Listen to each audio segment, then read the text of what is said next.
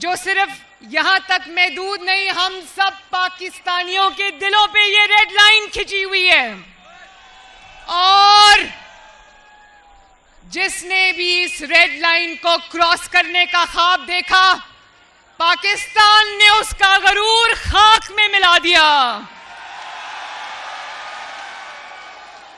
और जब दुश्मन ने वार किया तो पाकिस्तान ने बता दिया कि हम सब पाकिस्तान के 25 करोड़ अवाम बुनियानुम मरसूस है, सीसा पिलाई हुई दीवार हैं। मेरे भाइयों और बहनों, आज हम सब की तरफ से स्टैंडिंग ओवेशन है। दोनों हाथ से सलाम है तमाम शुहदा पर, जिन्होंने अपनी जानों की कुर्बानी देकर उन्होंने हमारी धरती की, हमारी मिट्टी की, हम सब की हिफाजत की।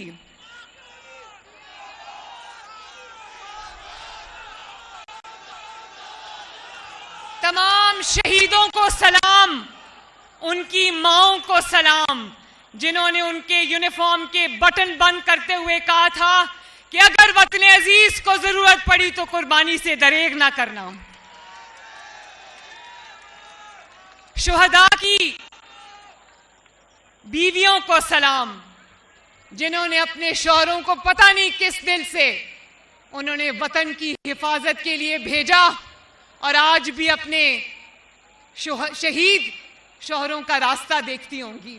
उन बच्चों को सलाम, शुहदा के बच्चों को सलाम, जिन्होंने अपने वालिद की कुर्बानी दी इस मिट्टी को जिंदा रखने के लिए, इस मुल्क को जिंदा रखने के लिए।